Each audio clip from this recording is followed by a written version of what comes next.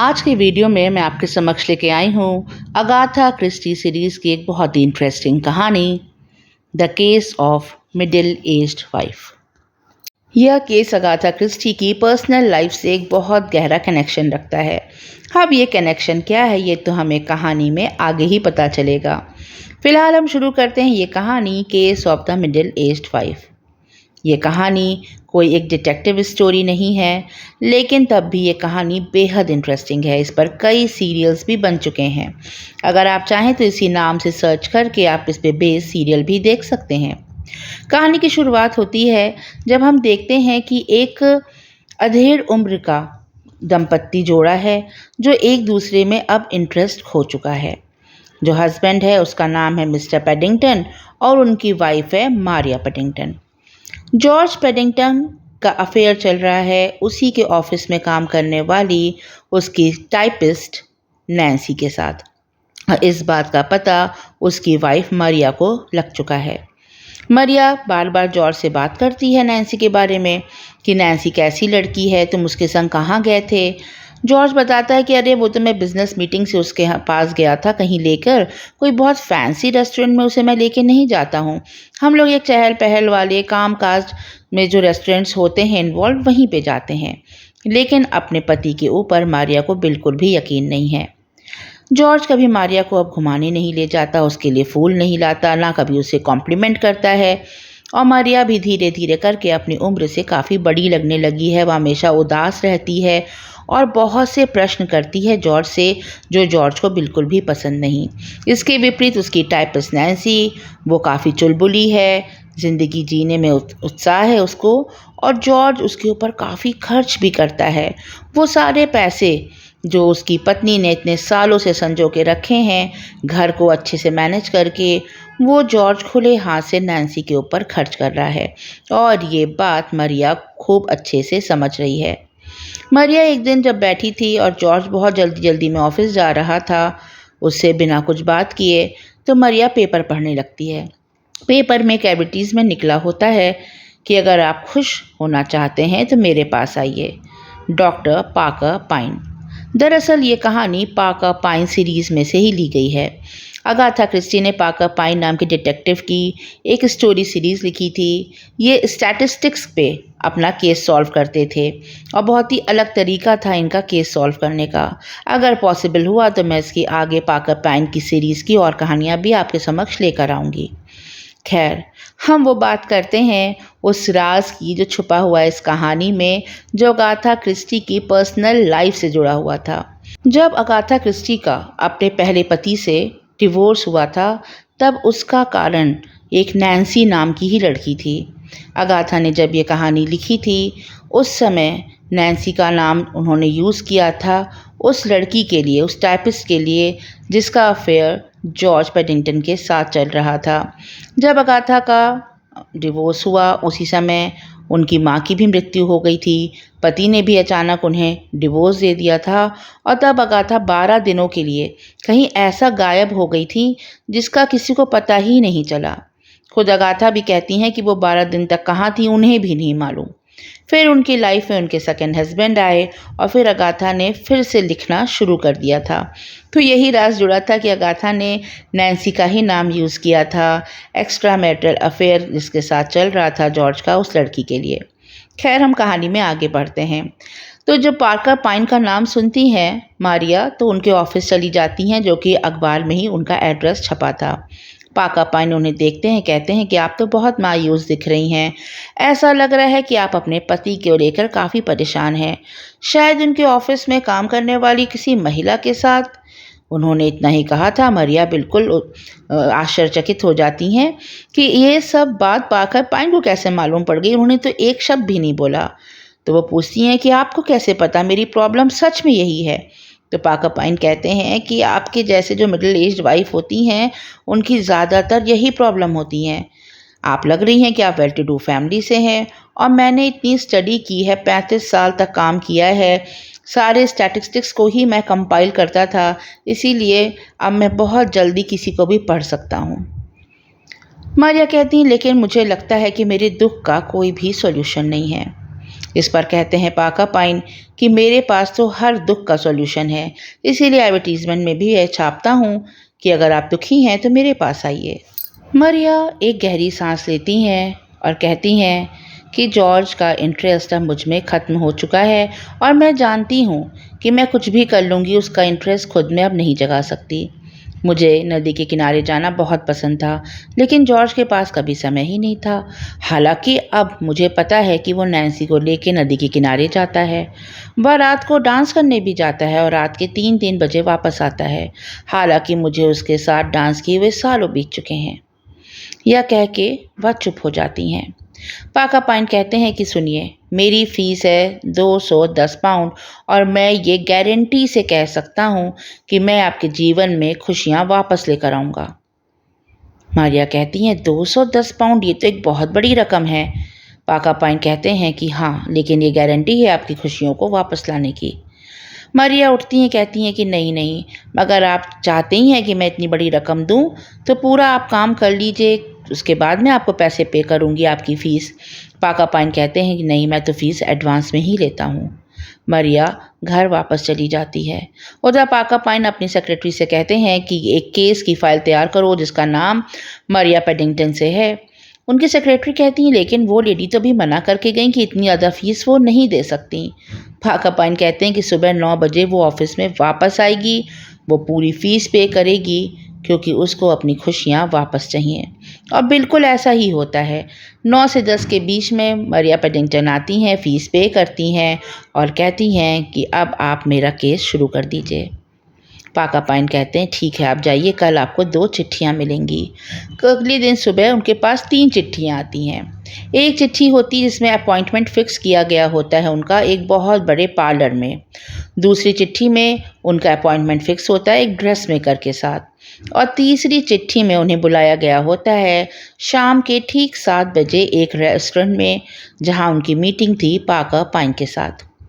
पहले वो जाती हैं पार्लर में जहाँ पे उनका मेकओवर होता है। वहाँ की ब्यूटिशियंस कहती हैं कि आपको तो बहुत पहले ही आना चाहिए था पार्लर में, आपकी स्किन बहुत डल हो चुकी है, ड्राई है, इस पे एजिंग के भी साइंस आ गए हैं, लेकिन हम लोग कोशिश करेंगे कि आपका बहुत बेहतरीन मेकअप लेकर आएँ। जब वो मेकअप करा के बाहर आती हैं तो वो काफ़ी यंग और सुंदर लग रही थी। फिर वो ड्रेस मेकर के पास जाती हैं। बेहद खूबसूरत ड्रेस उनके लिए तैयार की जाती है। जब वो पहन कर पाका पाइन से मिलने जाती हैं तो कोई कह नहीं सकता था कि एक दिन पहले जो दुखी मारिया आई थी उनसे मिलने, ये वही लेडी हैं। पाका पाइन खूब गर्मजोशी से उनका स्वागत करते हैं और कहते हैं मैं अभी आपको किसी एक खास शख्स से मिलवाऊंगा। तभी वहाँ पे बहुत सजीला नौजवान आता है, उसका नाम क्लॉड था। वो कहते हैं कि ये क्लॉड है और मैं चाहता हूँ कि आप दोनों एक दूसरे के साथ थोड़ा समय व्यतीत करें। कह के पाका पाइन वहाँ से चले जाते हैं। मरिया बहुत सकपका रही थी क्योंकि वो कभी भी अपने हस्बैंड के अलावा किसी से नहीं मिली थी। बहुत अच्छा लड़का था क्लॉड, उसकी आंखें बहुत काली गहरी थीं और वो बेहद हैंडसम था। वो लगभग 30 वर्ष का था। वह धीमे से हाथ पकड़ता है मारिया का और कहता है कि आप मेरे संग डांस करना चाहेंगी। मारिया को डांस किए सालों बीत चुके थे। वह सहर्ष उठती हैं और डांस फ्लोर पे जब वो जाती हैं तो उन्हें ऐसा लगता है कि वो ज़िंदगी में उसी समय पे चली गई हैं जब वो जॉर्ज यानी कि अपने पति के साथ डांस किया करती थी। उन्हें वो दिन याद आता है जब उनकी शादी नहीं हुई थी और अभी अभी उनका अफेयर जॉर्ज के साथ शुरू ही हुआ था। तब वो ऐसी एक सजीले नौजवान के साथ डांस कर रही थी और जॉर्ज की आंखों में वो जलन की भावना देख सकती थी क्योंकि वो बार बार पलट के उन्हें ही देख रहे थे। तब ये वर्तमान में आती हैं और देखती हैं कि अब तो वो समय बीत चुका है। क्लॉड के साथ डांस करके जैसे वो फिर से अपना यूथ वापस महसूस करती हैं। क्लॉड एक बहुत हंसमुख लड़का था। जो भी खाना वो खाते क्लॉड उसका बिल पे करता। अब ये मुलाकातें धीमे धीमे बढ़ने लगीं और कई बार वो शाम को उसी जगह मिलते, दोनों डांस करते, वाइन पीते और बहुत सारी बातें करते। मरिया अपनी जवानी की बहुत सी बातें क्लॉड के संग शेयर करती और क्लॉड उन्हें बहुत ही इंटरेस्टिंगली सुनता। एक दिन जब मारिया डांस कर रही थी तो उस दिन नैन्सी के संग जॉर्ज भी वहीं पर डांस करने आया था। उसने अपनी पत्नी को क्लॉड के साथ डांस करते हुए देखा तो उसे ये बात बिल्कुल भी अच्छी नहीं लगी। रात में जब वो दोनों घर पर थे तो उसने पूछा कि वो नौजवान कौन था मरिया, जिसके साथ तुम डांस कर रही थी। मरिया कहती है कि वो बहुत ही अच्छा लड़का है, मेरा दोस्त है। तो वो पूछता है तुमसे दोस्ती कैसे हो गई इस लड़के की? तो मरिया कहती किसी ने मुझे इंट्रोड्यूस कराया है उससे। तब उसका पति हंसने लगता है, कहता है तुम्हें मालूम है ऐसे लड़कों को क्या कहते हैं? ऐसे लड़कों को जिगलो कहते हैं, जो पेड होते हैं और वो ऐसे ही तुम्हारी तरह बूढ़ी औरतें जो हो रही होती हैं, उन्हें फिर से जवानी महसूस करनी होती है, उन्हें बेवकूफ़ बनाते हैं, उनका पैसा ऐंठते हैं और एक दिन उन्हें छोड़कर चले जाते हैं। ये कह के जॉर्ज वहाँ से चला जाता है। हाँ, मरिया को लगता है कि क्या वो सच में बेवकूफ़ बन चुकी है? क्या वो बूढ़ी हो चुकी है और जवान होने की चाहत में उसने इतनी बड़ी रकम चुकाई है? क्या सच में क्लॉड एक जिगलो है? जिगलो के बारे में उसने बहुत कुछ पढ़ा था। ये ऐसे स्पाइनलेस क्रीचर्स होते हैं जो औरतों के पैसे पर पलते हैं, उन्हें खुश करते हैं और ज़्यादातर अधेड़ उम्र की औरतों के साथ वो बहुत समय बिताते हैं। फिर वो याद करती कि नहीं, क्लॉड तो ऐसा नहीं है।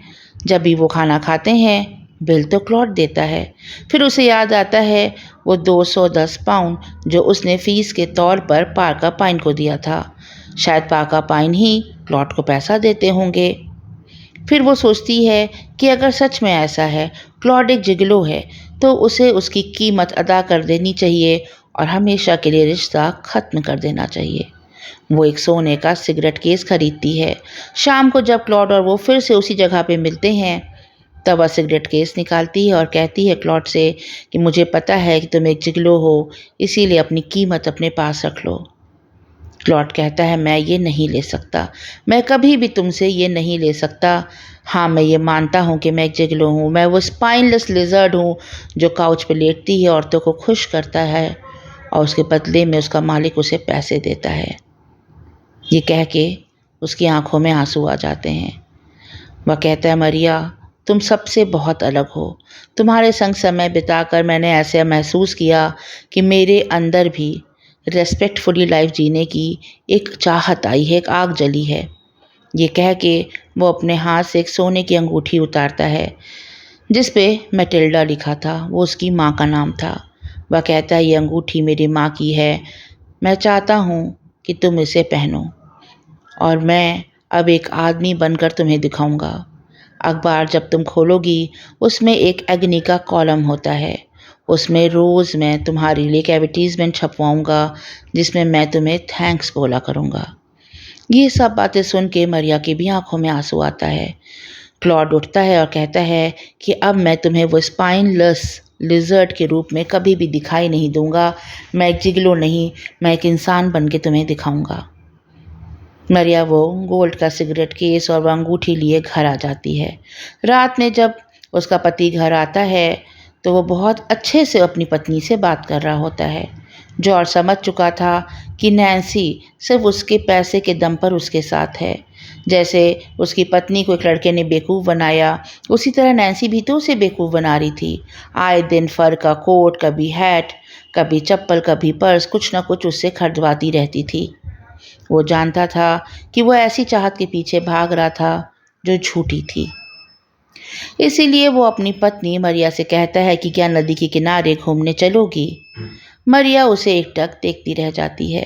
कहता है बहुत समय हो गया हम लोग नदी के किनारे नहीं गए, क्या चलोगी? मरिया खुशी खुशी उठती है और अपने पति जॉर्ज के संग टहलने निकल जाती है। लेकिन कहानी का इंटरेस्टिंग पार्ट तो भी बचा हुआ है।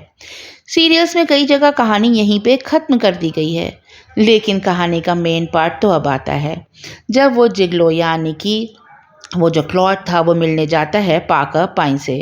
पार्कर पाइन उससे पूछता है कि तुमने इस बार अंगूठी पर क्या लिखवाया था? उसने कहा मैटिल्डा 1899 और अपनी माँ की कह के उसको दिया है। बोले बहुत अच्छे, तुमने अपना काम बखूबी किया। और वो एग्नी के कॉलम में जो एडवर्टीज़मेंट छपना है उसका मैंने खर्चा निकाल लिया है। 10 साल तक रोज़ भी छपेगा तो इतने पाउंड्स होंगे। फिर वो फटाफट रफली सब कुछ कैलकुलेट करता है और कहता है कि सारे खर्चे निकालने के बाद भी 100 पाउंड तो हम लोग के पास बच ही जाएंगे, क्योंकि ड्रेस मेकिंग का और पार्लर का जो खर्च था वो तो मरिया ने ही पे किया था। कहता है क्लॉड उससे कि ठीक है, मैं आपका सब काम कर देता हूँ। ब्रेकअप करने के लिए माँ की अंगूठी बता के वो अंगूठी भी नकली उसे दे देता हूँ, लेकिन मुझे कहीं ये सब करने में मेरा ज़मीर अब गवारा नहीं करता। मुझे ऐसा सच में लगता है कि मैं काउच लिज़र्ड हो गया हूँ, औरतों के पैसे पे पलता हूँ। तब कहते हैं पाका पाइंट कि तुम बिल्कुल बेवकूफ़ हो। तुम ये सोचो कि कितनी ऐसी औरतें हैं जो आत्महत्या तक करने की सोच लेती हैं और तुम्हारे कारण उनकी ज़िंदगी में फिर से जीने की चाह जग जाती है। वो खुश हो जाती हैं और कई बार उनको पति का प्रेम भी वापस मिल जाता है। तुम कितना महान काम कर रहे हो क्लॉड, तुम्हें इसका पता नहीं। लेकिन क्लॉड के चेहरे पे मुस्कुराहट नहीं आती। वो कहते हैं जल्दी ही तैयार हो जाओ, परसों से तुम्हें एक नए केस पर नए सिरे से काम करना है। ये कह के वहाँ से चले जाते हैं पाका पाइन। क्लॉड वहीं सोफे पे बैठता ना जाने क्या सोचता रह जाता है। कहानी यहीं पे ख़त्म होती है और ये बेहद इंटरेस्टिंग कहानी मुझे तो बहुत अच्छी लगी। आप चाहें तो इस पे बेस्ड सीरियल्स भी देख सकते हैं। और एक छोटी सी रिक्वेस्ट है आपसे, अगर आप लोग एक अपना महत्वपूर्ण छोटा सा कमेंट मुझे लिखेंगे तो मेरी कहानियों को अच्छे स्टैटिस्टिक्स मिलेंगे, वो राइज करेंगी, उनके व्यूज़ बढ़ेंगे और शेयरिंग करें तो और भी अच्छा है। Thanks for listening, bye for now.